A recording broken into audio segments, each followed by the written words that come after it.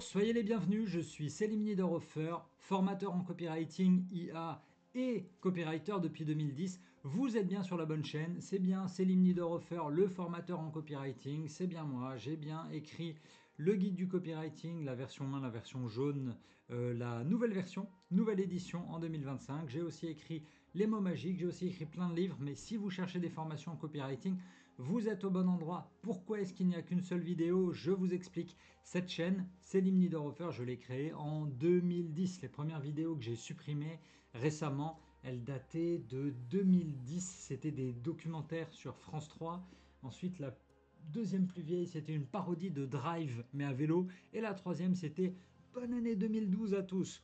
Ça commence à remonter, j'étais au bord du bassin d'Arcachon. C'était génial, c'était l'époque. Mais en marketing et en philosophie, on dit on ne peut pas être et avoir été. Je ne pouvais pas garder cette chaîne qui était plutôt dédiée à l'art de vivre au masculin, les voyages, les livres, il y avait quoi, du pilotage sur glace, il y avait toutes mes activités, ce pourquoi j'étais payé autrefois quand j'avais mon blog selimniederhofer.com, il est toujours en ligne. Et aujourd'hui, malheureusement, vous savez que quand on veut vendre, ça c'est un conseil que je vous donne, il vaut mieux n'avoir qu'une seule casquette. Et cette casquette, c'était compliqué quand j'étais à la fois et coach en séduction et blogueur lifestyle et community manager de Patrick Bruel et copywriter, ça faisait beaucoup. Donc en 2018, j'ai commencé à lâcher le côté création de contenu personnel. En 2019, j'ai arrêté ma collaboration avec Patrick Bruel et j'ai arrêté aussi Art de séduire en 2020 pour ne mettre plus qu'une seule casquette, copywriter et formateur en copywriting. Copywriter, ça va, depuis 2010, c'est ce que je fais pour des entreprises. Ma première mission, c'était pour Wilkinson. À l'époque, c'était des tweets. On m'avait commandé 6 tweets pour 800 €. Dans ma tête, c'était fou. 140 caractères, 6 tweets, peut-être une demi-heure de travail.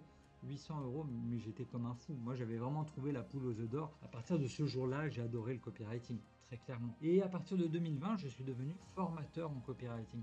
Formateur peut-être pour des personnes comme vous, pour des étudiants, pour des salariés, pour des personnes qui n'ont plus d'emploi en ce moment et qui veulent se reconvertir. Il y a aussi beaucoup d'aidants. Vous savez, les aidants, ce sont les personnes qui aident un parent malade ou un enfant malade à la maison. Et vous, généralement, si tel est votre cas, vous avez besoin de pouvoir gérer votre temps. Je ne vais pas vous vendre tellement la liberté géographique d'aller bosser à Bali, à Dubaï, même si c'est possible, bien évidemment, mais j'ai plus 25 ans. Aujourd'hui, au moment où j'enregistre la vidéo, j'en ai 42 et je suis devenu papa. Donc ça fait 5 ans que ma réflexion elle est plutôt ok, maintenant que tu as des responsabilités, maintenant que tu es père de famille, comment tu fais pour travailler intelligemment? Et j'essaie de vous apprendre ça. Comment faire pour travailler efficacement en tant que copywriter? Formation aux particuliers et formation aux entreprises. Formation aux entreprises, ça veut dire que je vais dans les entreprises. Généralement, ce sont les directeurs commerciaux ou les directeurs marketing qui m'appellent, parfois des directeurs des directions communication. Pour faire quoi? Pour mettre à jour tous les collaborateurs en niveau marketing, parce que au quotidien, tous ces collaborateurs, ils écrivent, mais ils n'ont pas toujours le niveau. Donc, c'est vraiment les remettre à niveau. Pourquoi faire? Pour que le site web convertisse plus, pour que des séquences d'emails convertissent plus, pour que les posts sur les réseaux sociaux convertissent plus. On me fait venir aussi pour l'écriture sur les posts LinkedIn, pour analyser et améliorer tout ce qui est fait.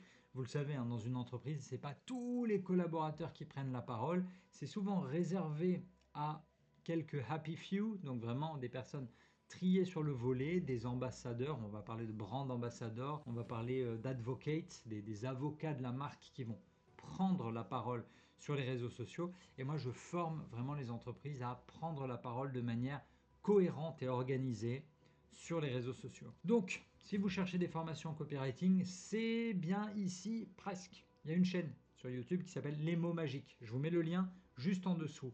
Sur cette chaîne Les mots magiques, vous avez plus d'une centaine de vidéos que vous pouvez consulter et vous avez surtout tous les liens vers les formations, tous les liens vers le livre, le guide du copywriting, le lien vers la newsletter aussi. Si vous êtes ici parce que vous recherchez des informations sur le copywriting, vous êtes à la bonne place. Regardez juste dans les liens en dessous. Quand vous venez vous inscrire à la newsletter, vous recevez automatiquement ce livre-là, Copywriting Cash. C'est les 10 règles essentielles, les 10 indispensables pour faire vos premiers euros avec le copywriting.